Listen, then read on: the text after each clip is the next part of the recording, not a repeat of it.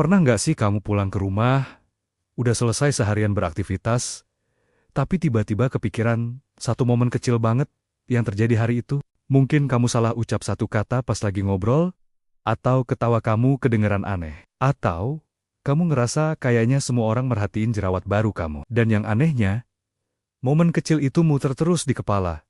Padahal harinya udah lewat. Jujur deh, saya sering banget kayak gitu. Saya bisa ngobrol panjang lebar sama orang, tapi yang paling kepikiran, justru 5 detik paling memalukan dari obrolan itu. Di kepala saya, rasanya semua orang pulang sambil mikir, ada apa sih sama dia tadi? Kalau kamu pernah ngerasain hal yang sama, saya mau bilang dari awal.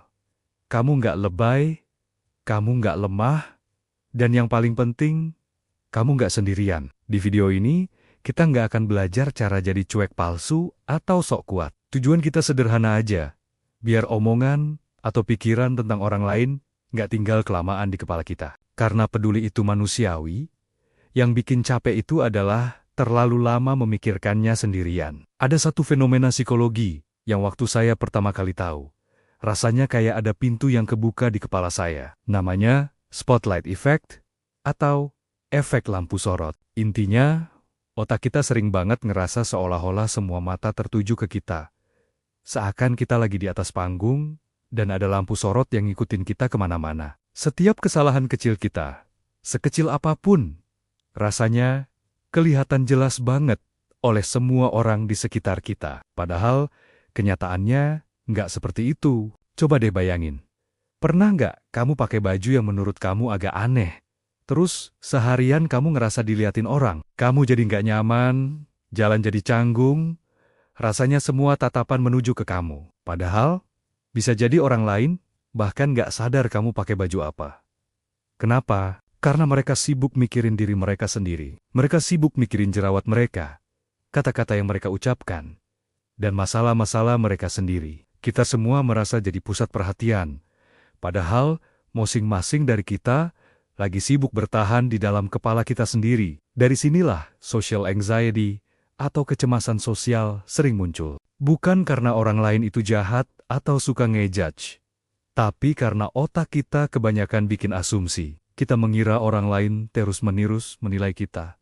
Padahal yang paling sering mereka pikirkan, ya, tentang diri mereka sendiri. Dulu saya sering banget mikir, aduh, dia pasti ilfil sama aku tadi. Padahal, besar kemungkinannya, orang itu pulang ke rumahnya sambil mikir, duh, tadi aku kelihatan aneh nggak ya di depan dia? Di titik itu, saya sadar satu hal yang penting banget. Orang lain itu cepat lupa. Kitalah yang terus mengulang rekaman kejadian itu berhari-hari, bahkan berminggu-minggu, di kepala kita sendiri. Sejak saat itu, saya mulai pelen-pelen ganti pertanyaan di kepala saya. Bukan lagi, gimana kalau mereka mikir buruk tentang aku? Tapi saya ganti jadi, kalaupun iya, mereka mikir buruk. Lalu kenapa? Pertanyaan ini bukan dengan nada menantang atau melawan, tapi dengan nada yang jujur ke diri sendiri. Kalau mereka mikir buruk, apakah hidup saya akan berhenti? Apakah nilai saya sebagai manusia jadi berkurang? Atau ini cuma rasa nggak nyaman sementara yang akan lewat?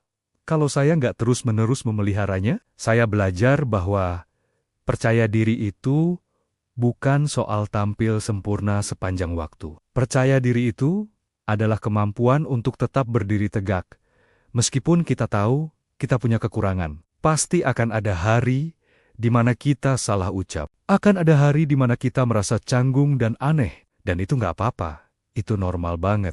Orang yang dewasa secara emosional, bukan yang nggak pernah merasa malu, tapi yang tahu kapan harus berhenti menghukum diri sendiri atas kesalahan-kesalahan kecil itu. Jadi, kalau hari ini kamu lagi kepikiran omongan orang, atau satu momen kecil yang bikin kamu ngerasa, kok gue gini banget ya? Ingat satu hal.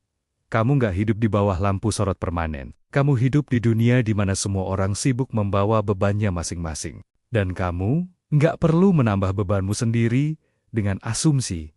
Asumsi yang nggak perlu. Kalau kamu ngerasa video ini relevan dan sedikit ngebantu kamu, kamu boleh banget klik like supaya video ini bisa sampai ke lebih banyak orang yang mungkin lagi ngerasain hal yang sama. Terus, coba tulis di kolom komentar, Hal kecil apa yang paling sering bikin kamu overthinking? Bukan untuk dihakimi, tapi supaya kita sama-sama sadar kalau kita nggak sendirian di dalam kepala kita sendiri. Dan kalau kamu pengen belajar bareng soal mindset, psikologi, dan cara menghadapi hidup dengan lebih tenang dan jujur, jangan lupa subscribe ya. Kita jalan pelen-pelen, tapi bareng-bareng. Terima kasih sudah nonton.